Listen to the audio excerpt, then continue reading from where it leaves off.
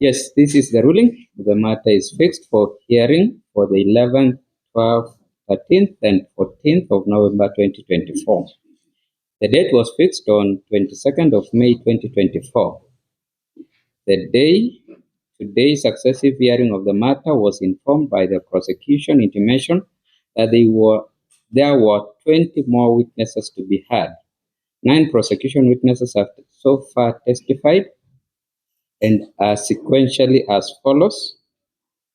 PC Eric Maina, Inspector Ekiru Lobun, Charles Gitau Njenga, Godwin Kimani Ndungu, Inspector Samson Tanui, PC Athumani Asmani, PC Mashua David, Simon Mushage Njuguna, and Koplo David Kinyanjui.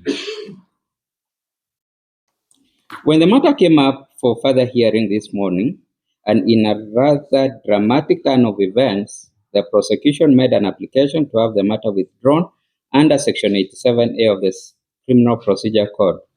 The learned prosecutor, Mr. Mungiki, outlined 4 grounds for the application, which are in short as follows. A, that the prosecution's remaining witnesses are not willing to attend court to testify by dint of their relationship with one of the accused persons. In the absence of such evidence, the prosecution case fails to meet the evidentiary test. B, in count 8 to 12, that requires proof of ownership of the premise where the subject items found in the charges were recovered. The prosecution witness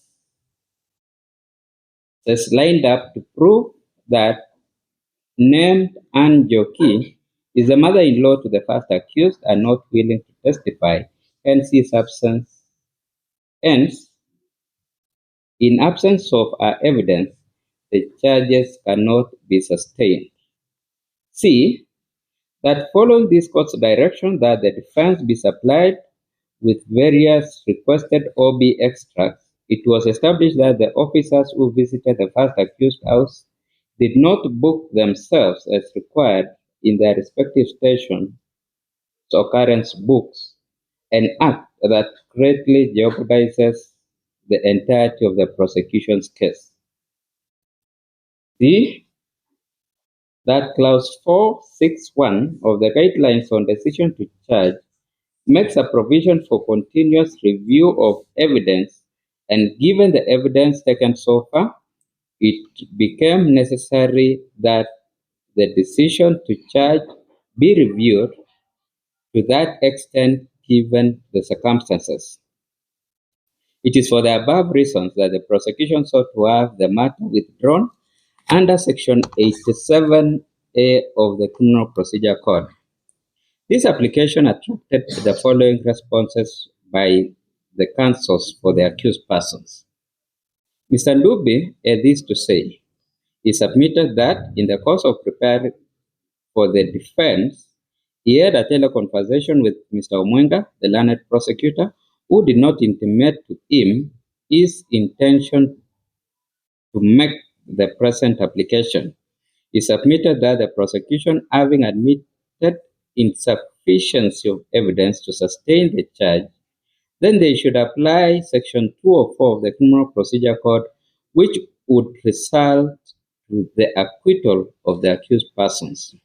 He submitted that Section 87A of the CPC is prone to abuse, as the charges would be reinvented at the pleasure and the convenience of the prosecution.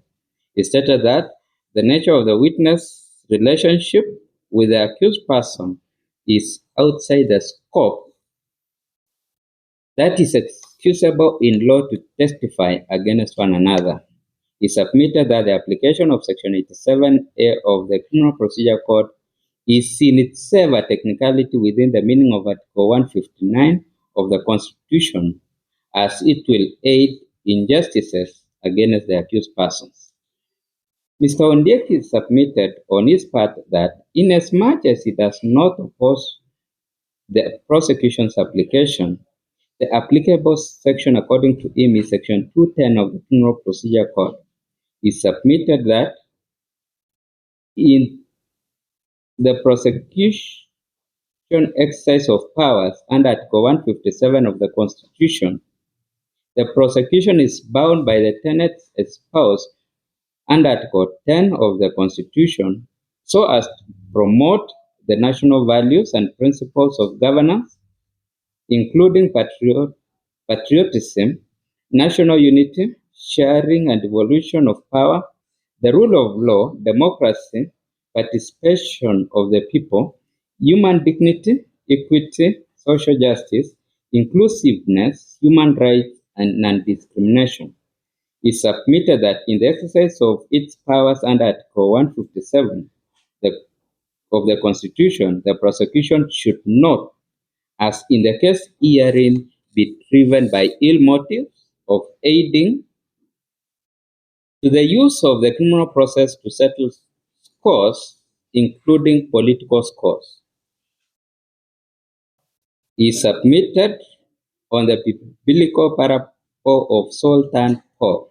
He called for the application of Section 210 of the Criminal Procedure Code, and in the end, he called for the application of Section 210 of the Criminal Procedure Code, and in the end, the accused persons be acquitted. Mr. Njenga submitted that the sixth schedule, particularly 7.1 of the Constitution, obligates the court to construe the existing laws with alteration, adaptation, qualification, and exception necessary to bring it into conformity with the Constitution. In this regard, he submitted that Section 87A should be dealt with and or altered to be in conformity with the intent of the Constitution.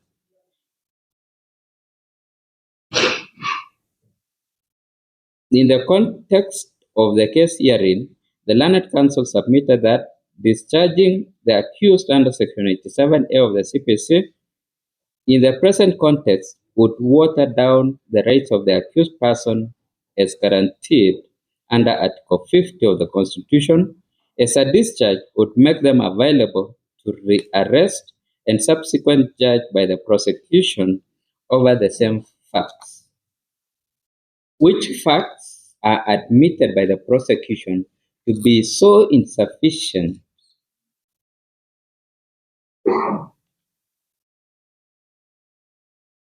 to sustain the present charges. He submitted that this charge would only have a meaning if evidence against the accused person existed, in the absence of which the accused person should be acquitted. Discharging the accused person, according to the counsel in the present case, would make the accused available to being charged at the whim of the prosecution. Mr. Mburu, in associating himself with the four submissions, held the view that Section 204 of the Criminal Procedure Code would suffice under the circumstances, as the state, as the complainant, are seeking to have the complaint withdrawn. He submitted that demonstrative of that, the prosecution have not shown any efforts they've made toward availing the witnesses. No summons have been requested seeking to compel the attendance of the witnesses. He submitted that the prosecution, having admitted its lack of evidence to present in support of the charge, then they should not be permitted to further abuse the process of the court by employing Section 87A of the CPC. Mr. Biko and Ms. Njoki held the view that this was an unnecessary case, which, as rightfully observed by the prosecution, should be discontinued. They held the view that the case had been instituted to settle quote-unquote political scores. He urged the court to acquit the accused persons under Section 210 of the Criminal Procedure Code and the accused properties in possession of the investigators be released forthwith. Mr. Cheche associated himself with the submission by the defense. Counsel John Maina, on his part, called for unconditional release of the accused person. Mr. Gitari sought for the acquittal of the accused persons under Section 210 of the Criminal Procedure Code. In a rejoinder by the prosecution, Counsel Ruto went first. He submitted that Section 210 of the Criminal Procedure Code is not applicable as the prosecution have not presented the entirety of its evidence for the court to evaluate the same and make a finding thereof. He submitted further that the defense assertion of future arrest and prosecution of the accused persons over the same facts herein, over the facts herein is speculative. Mr. Mungiki, learned prosecutor, on his part submitted that Section 204 of the Criminal Procedure Code is not applicable. He stated that Section 87A is the applicable section and asked the court to allow the application as prayed. This is the court's considered view. I have been referred to several legal provisions. I deem it fit to reproduce the same at the beginning. This is Section 87A of the CPC. Quote, in a trial before a subordinate court, a public prosecutor may, with consent of the court or on instruction of the Director of Public Prosecution, at any time before judgment is pronounced, withdraw from prosecution of any person, and upon withdrawal under Section 87A, if it is made before the accused is called upon to make his defense, he shall be discharged. By the discharge of an accused person shall not operate as a bar to subsequent proceedings against him on account of the same facts. Section 210 of the Criminal Procedure Code. Quote, if at the close of the evidence in support of the charge, and after hearing such summing up, submissions or arguments as the prosecutor and the accused person or his advocate may wish to put forward, it appears to the court that the case is not made out against the accused person sufficiently to require him to make a defense, the court shall dismiss the case and shall forthwith acquit him. End of quote. Section 204 of the Criminal Procedure Code provides, quote, if a complaint at any time before a final order is passed in a case under this part satisfies the court that there are sufficient grounds for permitting him to withdraw his complaint, the court may permit him to withdraw it and shall thereupon acquit the accused person. End of quote. The sixth schedule on transition and this is the sixth schedule of the Constitution on transition. What? All law in force immediately before the effective date continues in force and shall be construed with the alteration, adaptation, qualification, and exceptions necessary to bring it into conformity with this Constitution. End of quote. The application and the responses revolve around the above provisions. For clarity and as a way of distinction, the last amendment of the present Section 87A was in 2012. This was way after the effective date of the Constitution Hence, any alteration, if intended, would have been introduced at the subsequent amendment. Testing Section 210 under the present position, it is instructive and unequivocal that Section 210 of the Criminal Procedure Code only relates to circumstances after the close of the prosecution's case, which is not the case herein. Section 204, on the other hand, relates to withdrawal of complaint by the complainant. As is the practice, such withdrawal is only made on oath, which is not the case herein. What then is the recourse under the circumstance? As pointed out, the provisions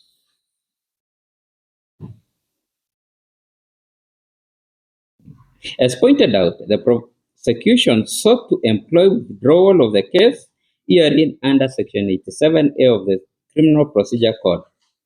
The end result is not in contest that it result,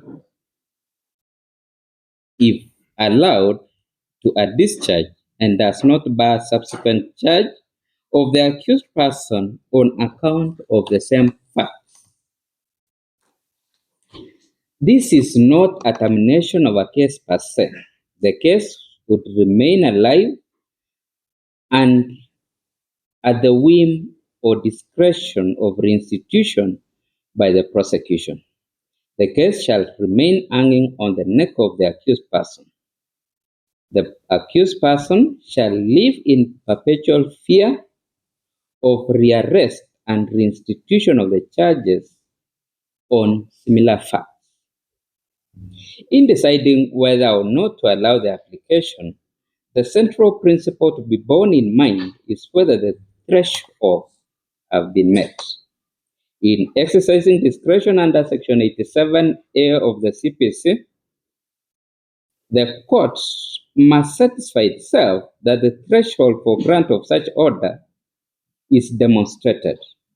In this case, the prosecution has outlined 4 grounds as espoused above. The ground revolves on insufficiency of evidence to sustain the charge. As it stands, according to the prosecution, the charges as they are bare and unsupported. In the absence of the evidence, they find difficulty in procuring. 9 witnesses have testified as listed in the 4. It is upon reviewing the evidence recorded so far that the prosecution deemed it necessary to discontinue the prosecution of the accused for insufficiency of evidence under Section 87A of the CPC. The defense, on their part, as much as they do not object to the termination of the charges, hold the view that to bring closure to the matter, then acquittal would suffice. This charge, according to the defense, is prone to misuse, an act that would infringe to the accused person's right guaranteed under Article 50. I agree with the defense that discontinuance of the matter under Section 87A of the CPC would not bring closure to the matter, as it shall remain an active sword that can be swayed by the prosecution at their whim. The prosecution, on their part, maintained that it is not in possession of sufficient evidence capable of sustaining the charge, hence deem it proper to discontinue the same at this stage under Section 87A of the Criminal Procedure Code. The prosecution cites its inability to avail crucial witnesses to prove the charge, hence, as it stands, the charges against the accused person are not supported. The prosecution is silent on its potency to reinstitute the charges should the application be allowed. Taking a cue from Mr. Biko's submissions on proper utilization of the court's time, Of what use would be to the court to sustain a charge admittedly not supported? What would be the party's cost implication of attending to a trial whose evidentiary portent is known and admitted by the prosecution? It is a not trial in my view, unsustainable trial, and sustaining the same would be by extension entertaining the abuse of the process of the court. In as much as I sympathize with the accused persons who have been subjected to this admittedly unnecessary trial for over 18 months, the only available recourse would be to allow termination of the case under Section 87A of the Criminal Procedure Code. This court's ruling is explicit as to the admission by the prosecution of its grounds for termination of the case, that is, the account of lack of evidence. Admission that the prosecution does not possess sufficient evidence to sustain the charge, to sustain any of the charge against any of the accused persons. In the end, I allow the prosecution's application to withdraw the charge under Section 87A of the CPC. Each accused person is discharged accordingly, and I direct that the cash bail deposited by each of the accused persons in court be refunded to the respective depositors. Those are the orders of this court.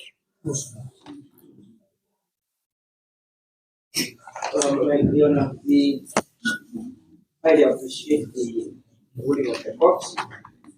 On my behalf and behalf of my clients, and perhaps my fellow defense counsel, wish to thank the court for the time it has taken, the resources it has expended towards this trial, and the patience within which the court has accorded to all the parties.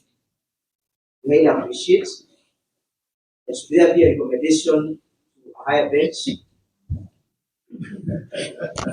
be assured that I shall be one of the referees. Amen.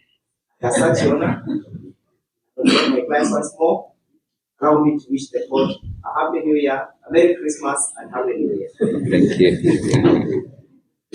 Very well. I made a request for phones. I need those phones, so he has no business with them anywhere. And the shortest time possible, if possible, close the business. Unless they are elsewhere, those phones should have been here. There are also exhibits on the floor. Those exhibits also be released accordingly. They are phones, those are camp tools, the equipment we do request that will be returned to our clients. All the things that were called paraphernalia, we release to them. It's called a sins handed down pronouncement. And thank you so much. Absolutely. Yes, Mr. Ndobe. Boring. We are very thankful for the patience of sufferers in grace.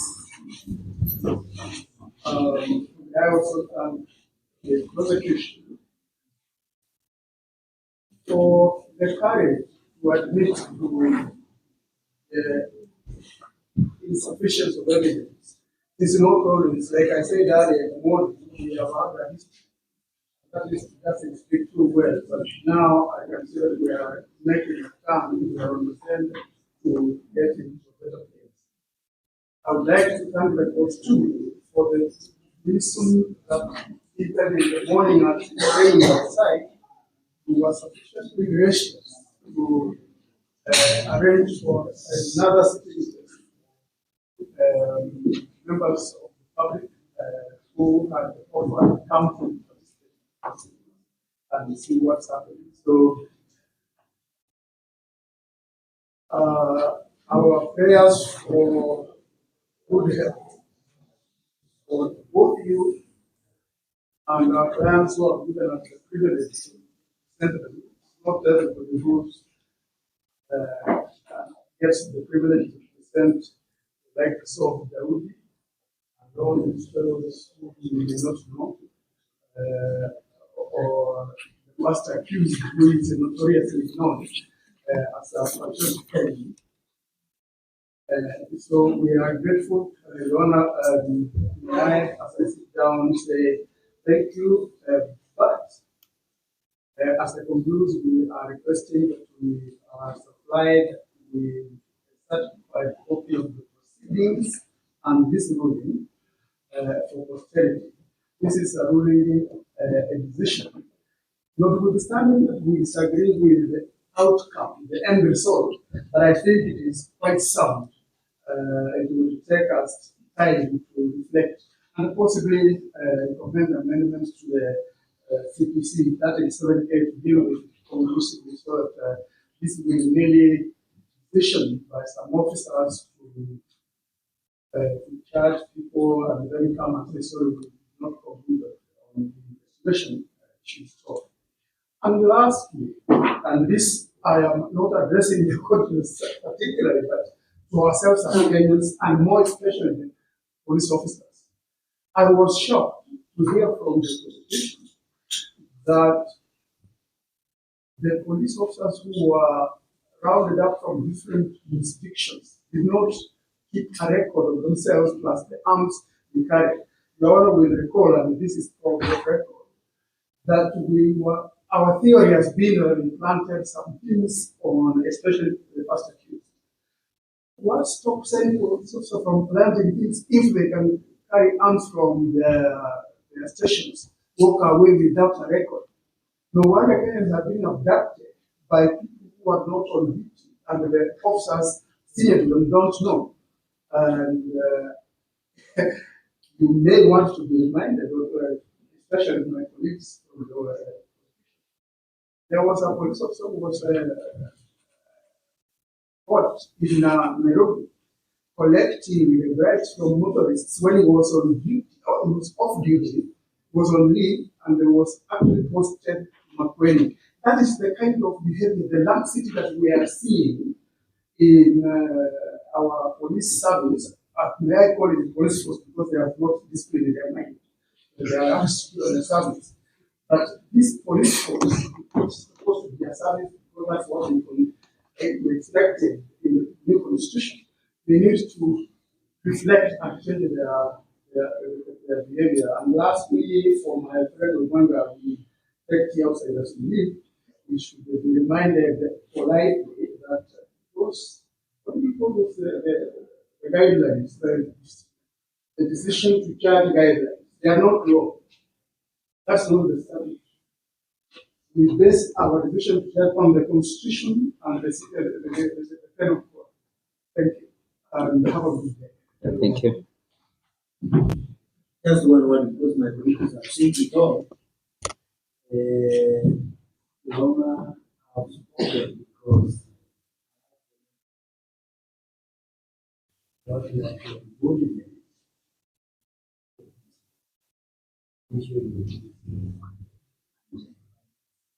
initiation because this was the way you have handled it, you have made us know. I can actually say that this is the children, these were orders from above. And I think that God, the dog crumbled. So the substratum, all of these judges were racist, collapsed. So the reality has dawned that there is no case because the purpose for which the case was pursued no longer subsists. And I'm not ashamed to say that this was a victory. And I thank God and our officers this year have acted properly by appreciating them. This was nice. This country is a rich country. There's everything for all of us. There's no need of fighting. There's no need of hating each other. There's no need of being greedy. Because you can't eat a whole gram of food. You only eat a handful. So the honor with those values, I think I really like to thank you. If the chair, if there is no promotion of merit, then this is one quote that should be promoted on merit. Yes, I rest my case. Thank you, thank you. Only one more thing. We Yes. wish to teach lessons the police officers so that once they take instructions, they take legal and execute legal instructions. I'll be seeking instructions from my client. Take personal actions against the IO, Mr. Bisoy. And as such, Your Honor, I apply that you have what I supplied, certified proceedings and the ruling for today. I personally take actions against When I'm conflicted, this one is my plan. But you defend it as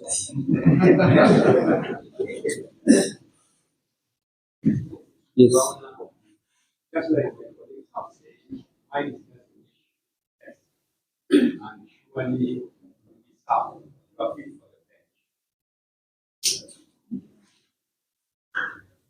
That's why the it is obvious. Is with this application, good on two grounds of fear. Fear that the key person deserves the right to sue the state for harassing, threatening, and all manner of things. Such that when they walk out, then there will be fear on the part of the key persons to sue the state. We still have that's right. Secondly, in order to instill fear, at the moment they walk out of that office to be arrested, those are the two fears they have. We hope this thing will be put in good faith, such that the moment they walk out, they are free. But examine the right to the state. The best.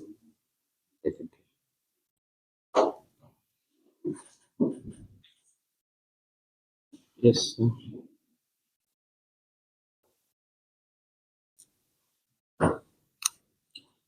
Hello. Anything from the prosecutor? This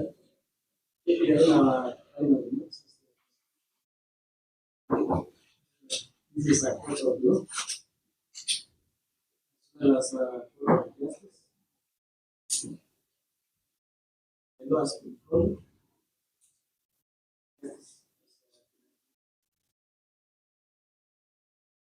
So, Your Honor, we forgot to please make a rider. You can allow me to make the rider. Yes. Your Honor, all the granted ones. Sure about that. Yeah. Each stakeholder should keep playing.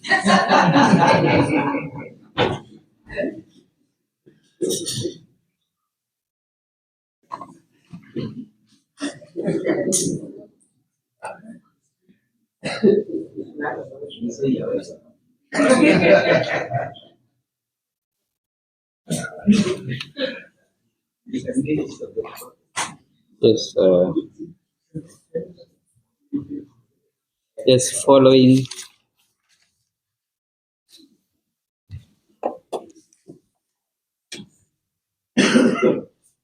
Yes, following the post ruling sentiments and application, I give the following directions.